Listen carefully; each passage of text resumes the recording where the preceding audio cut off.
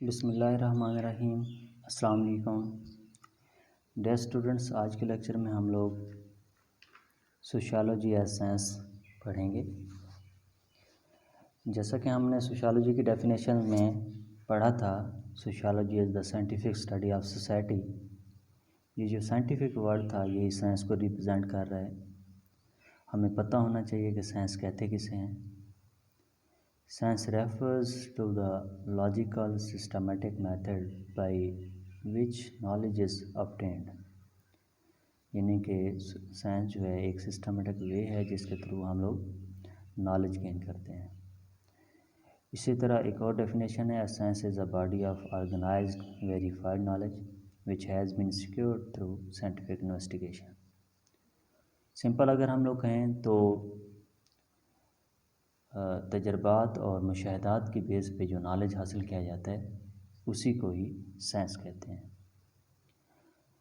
Science जो है इसके मेथड हैं, इसके कोई तरीक़ाकार हैं जिसके थ्रू जो है ये इन्वेस्टिगेट करती है और उसके बाद जो है फैक्ट एंड फिगर जो है या फाइंडिंग जो है वो हमें नॉलेज की सूरत में मिल जाती है। थ्योरीज़ की शक्ल में हमें गाइडलाइन जो है वो मिल जाती है।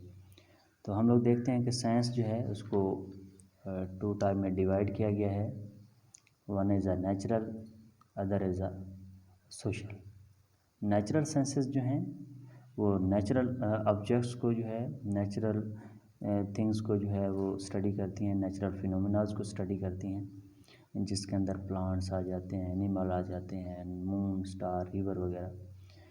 और इसी तरह अगर हम लोग देखें तो नेचुरल साइंसेस को अगेन टू टाइप में डिवाइड किया जाता है, फिज़िकल साइंसेस हैं और बायोलॉजिकल साइंसेस हैं। फिज़िकल साइंसेस जो हैं ये जो हैं नेचुरल ऑब्जेक्ट्स को जो नॉन लिविंग थिंग्स हों उनको स्टडी करती हैं, जिसमें हमारी फ़िज़िक्स आ जाती है, केमिस्ट्री है, मैथमेटिक्स है। और बायोलॉजिकल साइंसेज जो हैं वो लिविंग ऑर्गेनिज़म को स्टडी करती हैं, जिसके अंदर हमारी बायोलॉजी आ जाती है, हमारी एग्रीकल्चर आ जाती है। सोशल साइंसेज जो हैं ये सोशल प्रोसेसेस के थ्रू जो है वो सोशल बिहेवियर्स को स्टडी करती हैं, ह्यूमंस कैसे अपनी लाइफ गुजार रहे हैं। अगर हम लोग ये एक फिगर दी गई है, इसको हम लोग देखते हैं तो इसमें हमें नज़र आता है कि फ़िज़िक्स जो है उसमें पहले मैटर है, फिर वो डिवाइड होकर मॉलिक्यूल्स में आता है और उसके बाद एटम।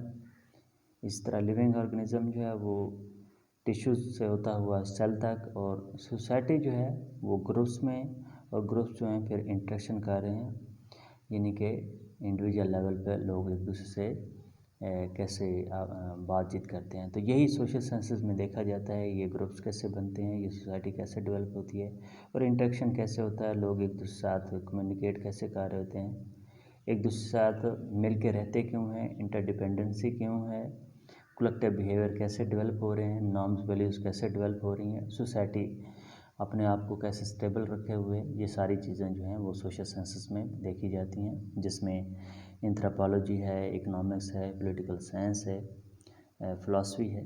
ये सारी चीज़ें हैं ये सोशल साइंस में पढ़ी जाती हैं। अब हम लोग देखते हैं कि साइंस एज अ नॉलेज जो है उसको कैसे देखा जाता है। साइंस एज अ नॉलेज के अंदर जो है हमें सबसे पहले क्लासिफिकेशन ऑफ फिनोमिना जो है ना वो मस्ट है। कोई भी साइंस है उसके जितने भी कंसेप्ट हैं वो सब के सब क्लासिफाइड हो सकें, उसकी कोई ना कोई क्लासिफिकेशन हो सके, उनकी कोई कैटेगराइज उन्हें किया जा सके, उनकी कैटेगरीज बन सकें। तो हम लोग देखते हैं कि सोशियोलॉजी के अंदर इंटरेक्शन है वो उसको अलग से कैटेगरी दी जाती है। इसी तरह सोशल नॉर्म्स वो एक अलग से डिबेट है, सोशल क्लासेस अलग से हैं, सोशल इवेंट जो हैं वो अलग से हैं, सोशल प्रॉब्लम अलग से हैं। अब ये इनको अलग अलग भी पढ़ा जा सकता है। और अगर नेक्स्ट स्टेप पे देखते हैं तो हमें नज़र आ रहा है कि इंटर रिलेशनशिप ऑफ कैटेगरीज। अब उन कैटेगरीज़ का आपस में रिलेशनशिप भी होना चाहिए। सेंसस में एक चीज़ को हम लोग देखते हैं कि ये इंडिपेंडेंट वेरिएबल है, दूसरा डिपेंडेंट वेरिएबल है। कि अगर हम लोग नेचुरल साइंसेस की बात करें तो जैसे हमने पढ़ा अक्सर हम लोग सुनते हैं कि smoking is a cause of lungs cancer.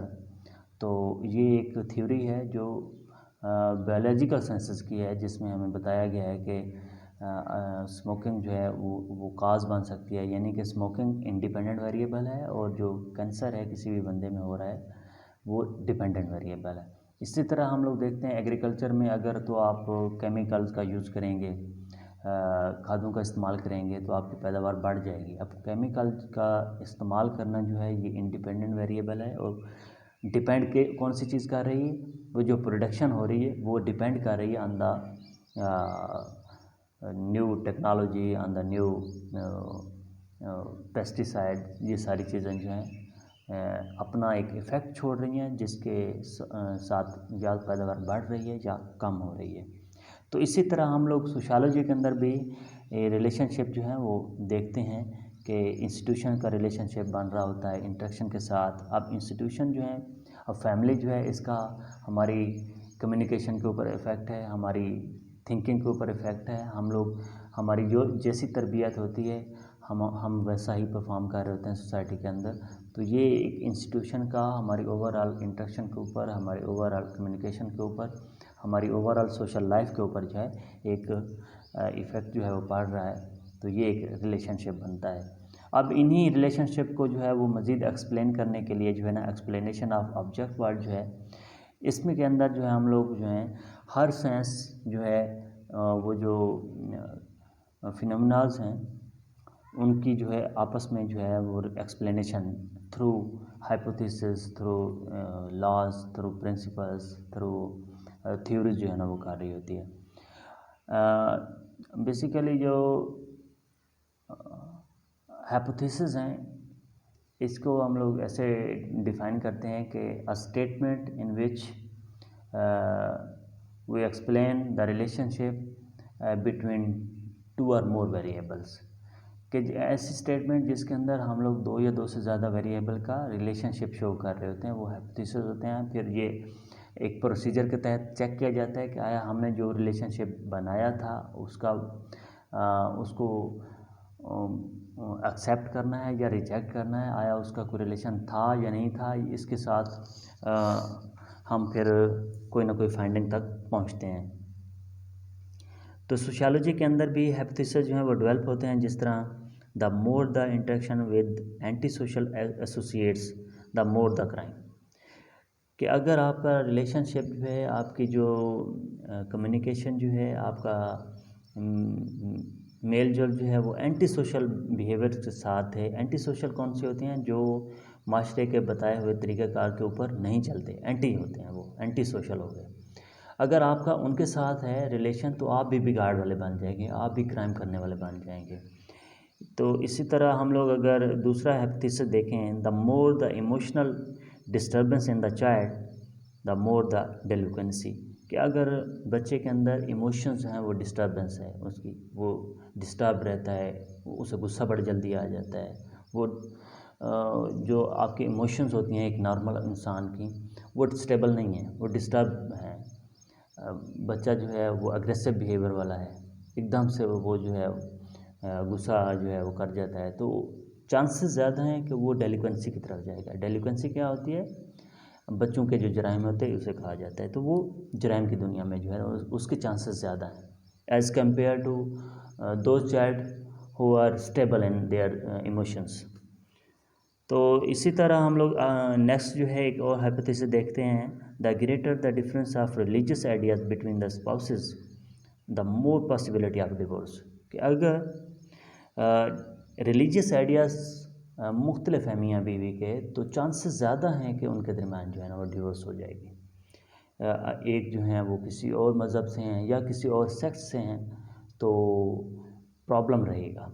इसी तरह नेक्स्ट जो है एक और हाइपोथेसिस है, the greater the difference of cultural norm between the families of spouses the more the divorces, अगर तो मियाँ बीवी की जो है वो फैमिलीज़ के कल्चरल नॉर्म्स में फ़र्क है, एक अर्बन सेटअप में है, एक रूरल सेटअप में है, या एक मॉडर्न है, एक ट्रेडिशनल सेटअप में रहते हैं, तो इनमें चांसेस है, इन फैमिलीज़ के बच्चों में चांसेस है कि अगर उनकी आपस में शादियां हुई तो वो डिवोर्स की शक्ल में एंड हो जाएंगी।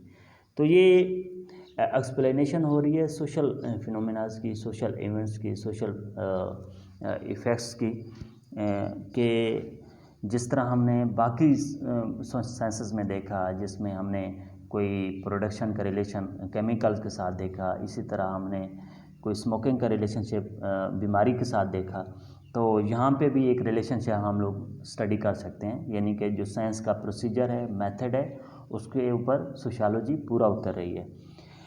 फोर्थ पे जो है वो प्रिडिक्शन होती है कि किसी भी रिजल्ट्स का, किसी भी सोशल फिनोमेना का अक्कर होना जो है वो पहले से पता चल जाए, पेशन गोइयाँ जो हैं वो on the base of research हम लोग कर सकें कि अगर पाकिस्तान में आपने एजुकेशन ना बढ़ाई, लोगों को शऊर ना दिया, तो इनके रिज़ल्ट्स ये आएंगे।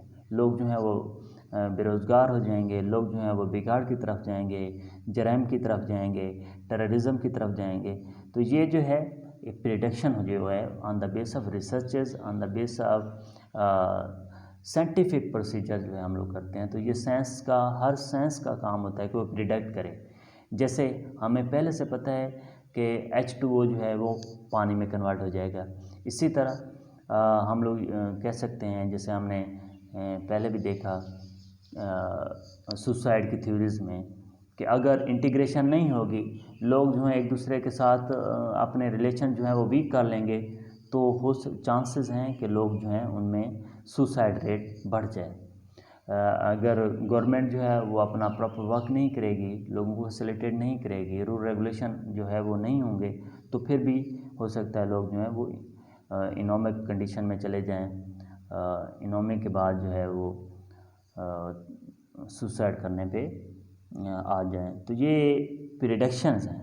इसी तरह एजुकेशन का हम लोग देख सकते हैं कि अगर आपने अपना लिटरेसी रेट हाई कर लिया, तो फिर आप डेवलपमेंट की तरफ चले जाएंगे। तो ये प्रिडिक्ट चीज़ें हो रही हैं। तो ये हर साइंस करती है और सोशियोलॉजी भी प्रिडिक्ट करती है कि अगर आपने अपनी सोशल सेटअप में, अपने सोशल इंस्टीट्यूशंस में, अपनी सोशल एक्टिविटीज़ में जो है ना ये चेंजिंग की या ना की, तो इनके ये रिज़ल्ट आएंगे।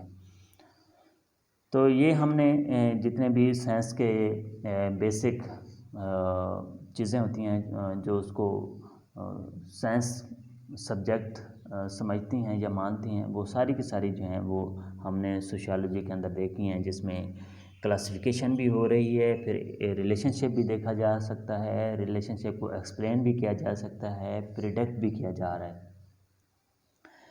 और इसके साथ साइंस एज अ मेथड जो है ना, अगर हम लोग मेथड की बात करें, तो साइंटिफिक मेथड को भी सोशियोलॉजी जो है अपनी इन्वेस्टिगेशन के अंदर जो है ना अप्लाई करती है। हाइपोथेसिस डेवलप हो सकते हैं, फिर उसके ऊपर जो है प्राइमरी या सेकेंडरी डाटा जो है वो कलेक्ट किया जाता है, फिर उस डाटे की बेस पे जो है थ्रू डिफरेंट एनालिसिस जो है वो बाईवेरिएंट एनालिसिस हों या यूनिवेरिएंट एनालिसिस हों, उसकी बेस के ऊपर जो है ना फिर काई स्क्वायर, कोरिलेशन, ये सारी चीज़ें अप्लाई करने के बाद कोई ना कोई फाइंडिंग जो है, जिस तरह बाकी साइंसेस के अंदर जो है ना एज ए मेथड जो है, साइंटिफिक मेथड जो है वो यूज़ किया जाता है, इसी तरह सोशियोलॉजी भी मेथड को अपने सोशल स्टडीज़ के अंदर जो है या अपनी जो रिसर्चेज़ हैं उसके अंदर जो है वो अप्लाई करती है। तो इसकी बेस पे हम लोग यही कह सकते हैं कि सोशियोलॉजी जो है वो एज अ साइंस जो है उसे कंसिडर किया जाता है। अल्लाह आपका हामी नसर हो।